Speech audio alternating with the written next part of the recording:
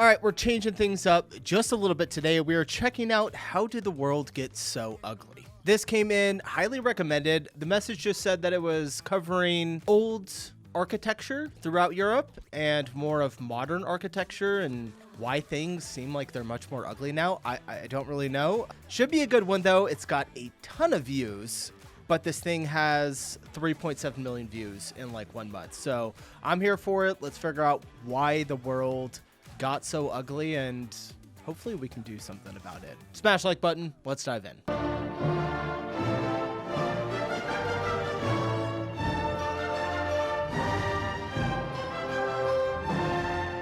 Oh.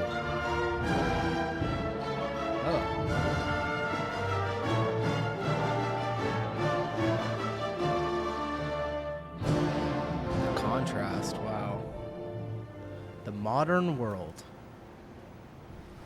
I'm by the River Thames in London. Now, it's a charming place where tourists love to come. But why do they love coming here? Well, you've got views of iconic buildings like the Houses of Parliament and St. Paul's Cathedral, but that's not all. Have a look at this. It's a typical modern lamppost. Do you like it? Well, Not really. it does its job, but not much else. But look over here at another lamppost. It does its job Wow. and a little bit more. It's details like these that help make this such a charming place to be. But these two lampposts don't just look different. They represent fundamentally different worldviews. The difference in the design is so, what's the word I'm looking for? I don't know. It's just like such a stark difference that has no character to it, you know? I don't know. I like some modern stuff, but man, what the hell are we doing? They represent fundamentally different worldviews. If you want to understand any society, don't listen to what it says about itself. Look at what it creates. That's cool.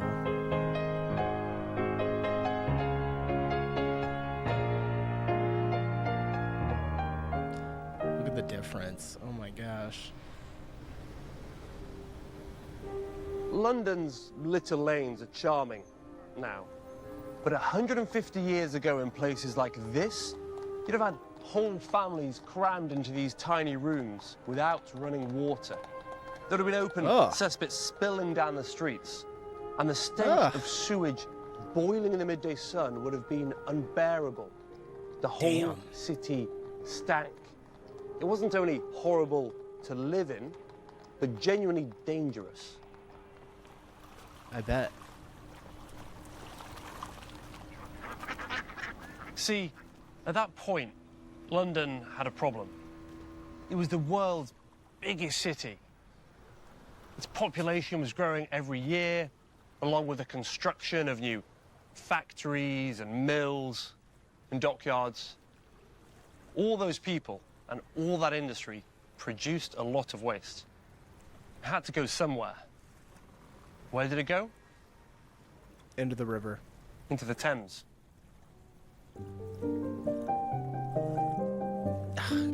He's just talking about like human waste and then shows mud. It obviously gives you like a kind of a gross feeling to it, but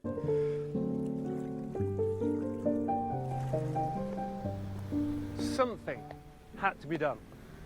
And it was an engineer called Joseph Bazalgette who stepped in to construct London's new sewer network in the 19th century. Sewers which still carry London's waste today, rushing beneath me at this very moment. And he also constructed this embankment that I'm standing on to replace what was essentially a stinking swamp filled with rubbish and human waste and eels. It's impossible to calculate how many lives he saved, how many millions of lives he improved. And he's commemorated here at a memorial that no one ever stops to look at. Yeah, I was going to say probably nobody ever stops and looks at this and reads it. I mean, if I was visiting there, I see an amazing sculpture like this, I'm going to stop and take a look. Sir Joseph Balzget, engineer of the London. Okay.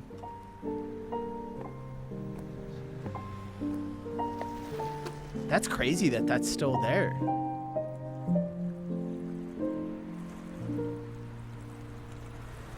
When Bazalgette's embankment was completed in 1870, it needed lighting, of course. Yeah, look at these light posts, man. This is so cool. We just don't create stuff like this anymore. Well, has life just gotten I mean, I know life is hard, but I don't know. It's like the convenience of the world has just caused everyone to lose any type of creativity. Like nobody creates light posts like this anymore. I would just stare at these things. Hopefully I get to walk here and actually see them in person. And so a public competition was held to design the lamps that would line this new promenade. This was the winning design, featuring these peculiar creatures. It's a little much, perhaps, but what's clear is that the Victorians took great pride in their embankment and thought it needed appropriately grand and dramatic decoration. See, these lamps were among the first public electric lighting in the world. This was a radical, revolutionary new technology. Crowds literally gathered to watch them be lit up for the first time. What the iPhone was in 2007, I just got chills down my back. Oh. these lamps were in 1870. But looking at it now, you wouldn't know that.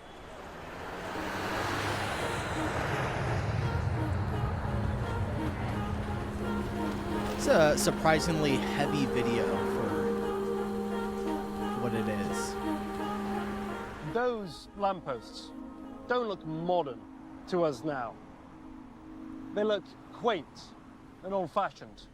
Why? Because they are decorated. And we don't associate decoration with cutting-edge technology. And that's a major difference between us and the Victorians in the 19th century. They saw no contradiction between startling modernity and time-honored tradition. Just like this building, the legendary Houses of Parliament. It was brand new once, but even then, it had been designed in an old and medieval style of architecture. Every technology becomes obsolete and outdated. But a good aesthetic, even if fashions change, can never become obsolete. It is definitionally timeless. Those lamps on the embankment did their job. And even though more efficient and better methods of lighting have been invented, they remain 150 years later. That's the power of good design. And it applies to lampposts no less than to national parliaments. Gosh, this just looks so powerful. I wish we could create more stuff like this.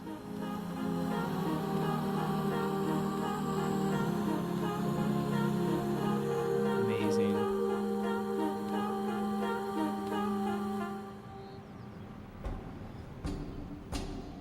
That looks insane. And so here, in the Houses of Parliament, everything we've been talking about comes together at last. Except that this is not the Houses of Parliament. It's an old sewage facility. A pump. This is a sewage facility? I mean, this looks like... I feel like my mind is just being blown right now. This is a sewage facility. It looks gorgeous. The Houses of Parliament. It's an old sewage facility. A pumping station built in the 19th century as part of Bazalgette's new sewer system. Strange to think that this is infrastructure. A purely functional building with the sole purpose of managing human waste. And yet it has been designed with the same ornamental exuberance as any church or palace. Why? Well, people worked here. And why shouldn't people who work in sewers also have a beautiful place of work. That is how the Victorians thought. But there's more. There was also a sense of pride. Yep. A belief that what they'd done here was worthwhile, that it meant something. It's important. Yeah. And the result, over a century later, is that this place, a sewage facility, is now a museum, a tourist destination. If you want to know what any society really believes in, just look at how they design their sewers. Bars. Just a few steps from the old 19th century Victorian pumping station, which has now been decommissioned, is the one built to replace it. It's not bad, I suppose. But it was very it does its clearly job. not built by the same society, or at least not by a society with the same views about architecture and design. Will this, like the original, be turned into a museum? Maybe. No. In any case, I imagine that it is more functional and that it was more convenient to build and to design. Convenient. Now that's an important word.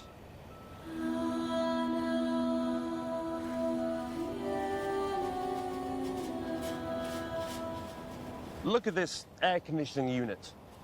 I think it says more about the modern world than anything else, more than phones or social media. It's a miraculous technology, one that has changed the world and improved billions of lives. Hence, we stick them literally everywhere. But it's ugly. Ugly because it doesn't seem to express any belief in the idea that ordinary things can also be beautiful. Man, this video, guys, I'm having a little bit of I don't know, like something inside of me is, this video is like really touching me. In the idea that look at the water from this. Things can also be from that to that. Beautiful. But worse than ugly, it's boring. Now, it would certainly be a bit more expensive to make it prettier. Take a little time and care and attention. But these days, it seems that we would rather make more money to make things look pretty. And maybe that's okay. Maybe it's not.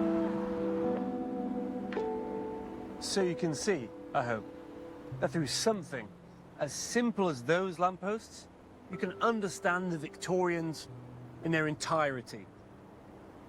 They didn't have to make it look like that, but they did. Now, you might not think it's beautiful, but I don't think it was supposed to be beautiful. It was just supposed to be pretty, at least interesting, at least not boring. And that, in itself, says an awful lot.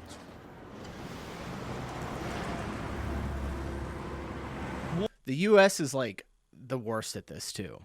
Like art design, even early like 1900s US, we had some good architecture, but nothing like the Victorian age or the medieval age. I love like Gothic architecture, even brutalism on a little bit. I mean, it's definitely more of like a simple modern style, but even it had some type of character to it. Walking around a city, any city, and looking at its buildings and its infrastructure, you're not just looking at objects. You're looking at religions and principles, beliefs and ideas. These buildings, they don't just look different. They represent fundamentally different worldviews, clashing ideas about how we should all think, live and behave. And those skyscrapers say the same thing as our air conditioning units and sewage plants, that we have become a society of convenience above all else. Yep. This guy's hitting the nail right on the head.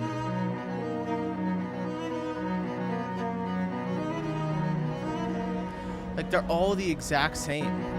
I mean, a little bit different style, and I'm not trying to just shit on London here. Like a lot of major cities are like this, pretty much across the entire world. There's no difference in color. You could do stained glass. You know, you can make a building. Some of the design is a little different, but what do we have? A cone here, rectangle, rectangle, rectangle, like, whereas the one building right down here, it's just got so much more character in it.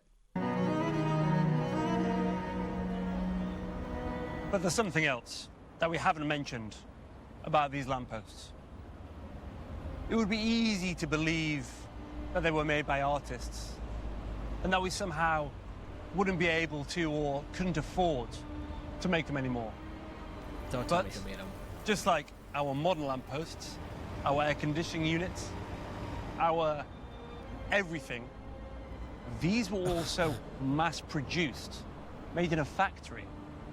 We could still mass-produce lamps just like these if we wanted to. We can make our offices and our warehouses look like Crossnest pumping station. We could make anything we want. That's the ultimate truth, the hardest one to accept. But we don't. We have other priorities. And that's fine. But it's vital we accept that there is another way.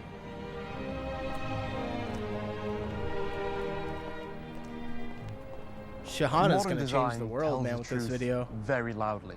That we are technologically superior and very efficient, but also a little bit boring and unimaginative. And it says that we no longer believe in the idea of ordinary beauty or in the idea of a public that deserves ordinary beauty.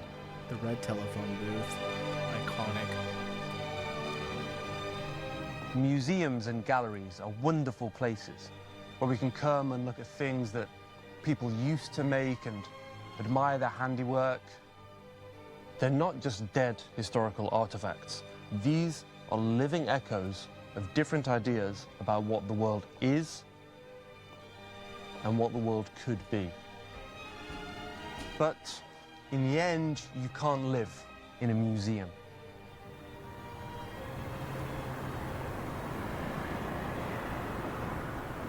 Now, why things have changed is a significant question, but that's for another time.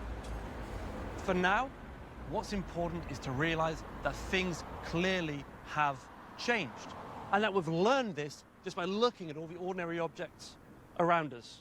Now, this isn't about past versus present. It's about learning from the past in order to improve the present.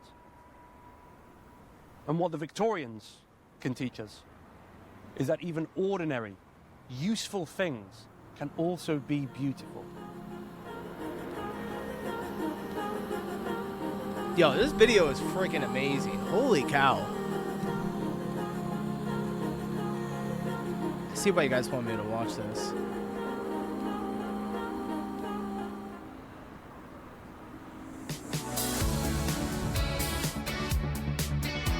Modern world. Hey, man. Bravo on that. Holy cow. That's one of the best videos I have checked out in a long time. Yeah, it just makes me want to like change everything the way that I'm doing things. All right, let me know what you guys thought about this in the comments below. I'm kind of speechless a little bit. I'm just going to say. Appreciate you watching. I'll see you guys in the next video. Peace.